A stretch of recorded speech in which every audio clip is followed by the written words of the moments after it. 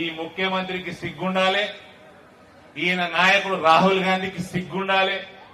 ఇద్దరు కలిసి అశోక్ నగర్ లా హైదరాబాద్ లా city central library దాకా పోయి అందరినీ రెచ్చగొట్టి యావత్ తెలంగాణ యువత కాంగ్రెస్ ఎంబడ ఉంటే కేసీఆర్ ని గద్దెదించగలిగింది కాంగ్రెస్ పార్టీ. అప్పుడు వాడుకొని ఇప్పుడు ఇడిసేస్తావారా పొట్టోడా?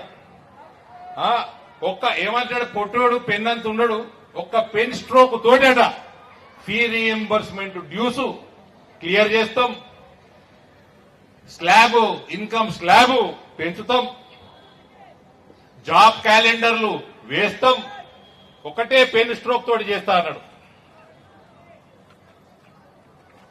ఇక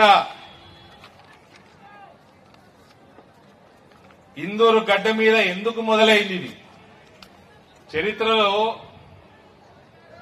2004లో డి శ్రీనివాస్ గారు ఈ ఐడియా రాజశేఖర రెడ్డి గారు తీసుకుపోయారు. ఇందులో భాగం ఆనాడు పి ఉపేంద్ర గారు, సీనియర్ నాయకులు కాంగ్రెస్, ఆనంద భాస్కర్ గారు, ఒక పద్మశాలి బిడ్డ ఎక్స్ఎంపీ డాక్టర్ శ్రీనాథ్ గారు, ఆర్మూర్ బిడ్డ పద్మశాలి బిడ్డ, వీళ్ళందరూ ఒక రూపకల్పన చేసి రాజశేఖర రెడ్డి గారికి BC, SC, ST, minority, economically backward classes అయిన అగ్రవర్ణాల్లో ఉన్న వాళ్ళందరికీ ఏ రకంగా ఉపయోగపడుతుంది, వందల సంఖ్యలో ఇంజనీరింగ్ కాలేజీలు వచ్చినాయి. అప్పుడు అవన్నిటికీ ఫీజులు కట్టలేక మూతపడుతున్నాయి. కాలేజీలు నిలబడాలి, అందులోంచి పిల్లలందరూ గ్రాడ్యుయేషన్లు చేసుకోవాలి. కాలేజీలు నిలబడాలంటే స్టూడెంట్స్ కావాలి, స్టూడెంట్స్ భవిష్యత్తు బాగుపడాలంటే ఇంజనీరింగ్ కాలేజీలు కావాలి అని చెప్పి ఆనాడు తీసుకొచ్చిన స్కీమ్ ఇది. రాజశేఖర రెడ్డి గారు ఆరోగ్యశ్రీ తెచ్చిన మహానుభావుడు, రైతులకి ఉచిత విద్యుత్ ఇచ్చిన మహానుభావుడు. ఆయన దగ్గరికి వెళ్లి ఆయన ఆర్థికంగా సాధ్యపడదేమో శ్రీనివాస్, నేను ఇవన్నీ చూసినోని బ్యాక్గ్రౌండ్ నుంచి, నాకు ఫీ రీఎంబర్స్మెంట్ ప్రోగ్రాం దినేష్ ఇందూరులో చేద్దామనగానే ఇవన్నీ గుర్తుకొచ్చినాయి నాకు. వస్తే ఆనాడు డిఏ సోమయాజులు గారి అని ఆర్థికవేత్త, ఆయన ఎకనామిక్ అడ్వైజర్ గా కూడా ఉండే ప్రభుత్వానికి, ఆంధ్రప్రదేశ్ ప్రభుత్వానికి, ఆయనని తోటి స్టడీ చేయించి ఫీ రీఎంబర్స్మెంట్ ప్రోగ్రాం ని గవర్నమెంట్ తోటి ఇంప్లిమెంట్ చేపించిన ఘనుడు ధర్మపురి శ్రీనివాస్ గారు. ఇవన్నిటికీ అరవిందేళ్ళు ఆయన నాయనను పొగుడుతున్నాడు. నేను ఎప్పుడు మా నాయన పేరు వాడుకోలే, నేను అందుకనే మీడియా అంతా ఉన్నది. Hindu, India today, new Indian express, TV9 బాబు అరవింద్ కెమెరామ్యాన్, TV9 తెలుగు రిపోర్ట్లన్నీ ఉన్నాయి. డి శ్రీనివాస్ గారు ఏ రకంగా పనిచేసేది దీనికోసం, ఏ రకంగా రాజశేఖర రెడ్డి గారిని ఒప్పించింది ఇది. కాబట్టి ఇందూరు గడ్డ ఫీ రీఎంబర్స్మెంట్ యొక్క పునాదులు వేసిన అడ్డా ఇది. కాబట్టి ఇక్కడ నుంచి భారతీయ జనతా పార్టీ బేరీ మోగించడం, ఇది రాష్ట్ర వ్యాప్తంగా ఈ రణ బేరీ మ్రోగుతుందన్న ఒక విశ్వాసం మీ అందరి మధ్యలో కల్పించి, తప్పకుండా ఈ పొట్టోన్ని ఆల్రెడీ పొట్టుకున్నాడు, ఎంత ఉంచుతారు వాడిని ఉంచి మీ ఫీ రీఎంబర్స్మెంట్లు కట్టించి మీ అందరినీ కూడా గ్రాడ్యుయేట్లు, పోస్ట్ గ్రాడ్యుయేట్లు బాధ్యత భారతీయ జనతా పార్టీ తీసుకుంటానని మనవి చేస్తూ సెలవు తీసుకుంటా ఉన్నా. కేసీఆర్ గారేమో అప్పుల పాలు చేసిండు రాష్ట్రాన్ని, ఈ పొట్టోడేమో దాన్ని ఆగమాగం చేస్తున్నాడు, అధోగతి చేస్తున్నాడు. కాబట్టి రేవంత్, నీ రోజులు దగ్గర పడ్డాయి. నువ్వు 10 ఏళ్లు కాదు, నువ్వు ఎలక్షన్లు పెడితే 10 రోజులు ముఖ్యమంత్రిగా ఉండలేవు. ఆ అకలు ఉండాలి రాహుల్ గాంధీకి, ఆ ప్రియాంక గాంధీకి. నిన్ను ఇక్కడ ముఖ్యమంత్రిగా ఉండనిచ్చి కాంగ్రెస్ పార్టీని నాశనం చేసుకుంటున్నారు తప్ప ఇంకేం లేదు. ఇక్కడి నుంచి మీడియా ద్వారా నేను గుర్తు చేస్తా ఉన్నా, కేసీఆర్ డేంజరస్ అయితే రేవంత్ రెడ్డి డిజాస్టర్. రేవంత్ కేసీఆర్ కంటే ఎక్కువ డేంజరస్ అని రేవంత్ ముఖ్యమంత్రి అయిన కొత్తలో చెప్పిన, నేను ముఖ్యమంత్రి అయిన కొత్తలో చెప్పిన, ఇది నిరూపించుకుంటుండు రేవంత్. ఇవాళ మొత్తం అప్పుల పాలు చేసిపోయిండు వీడు, మొత్తం తెలంగాణని అగాధం చేస్తున్నాడు, పిల్లల భవిష్యత్తు మొత్తం అంధకారం చేస్తున్నాడు. కేవలం కమిషన్ల కోసం మన రేవంత్ భాయ్ అనే మన రాకేష్ భాయ్ అయినట్టు కొండల రెడ్డి, తిరుపతి రెడ్డి, ఇంకోటి కృష్ణారెడ్డి వీళ్ళందరూ మింగుతున్నారు. రేవంత్ కేవలం కమిషన్ల కోసం నడిపిస్తా ఉన్నాడు.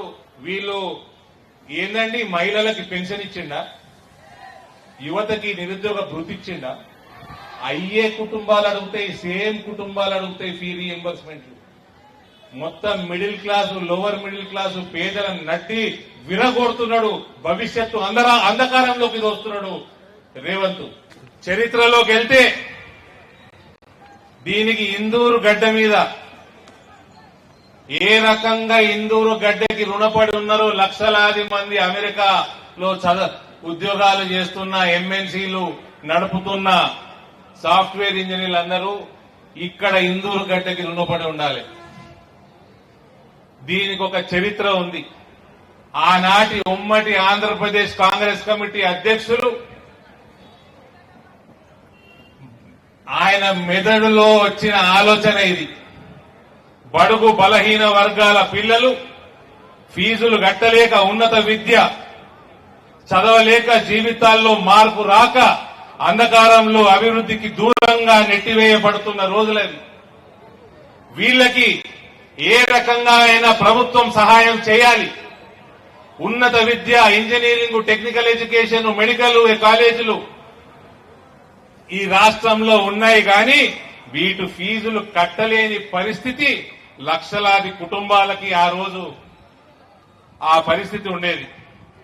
2004 ఎన్నికల్లో ప్రభుత్వం వచ్చిన తర్వాత సహాయం అందించాల్సిందే అన్న ఒక దృఢ సంకల్పంతో ఆనాటి పిసిసి అధ్యక్షులు డి శ్రీనివాస్ గారు ఆనాటి కాంగ్రెస్ మేనిఫెస్టోలో చేకూర్చిన విషయం ఇది.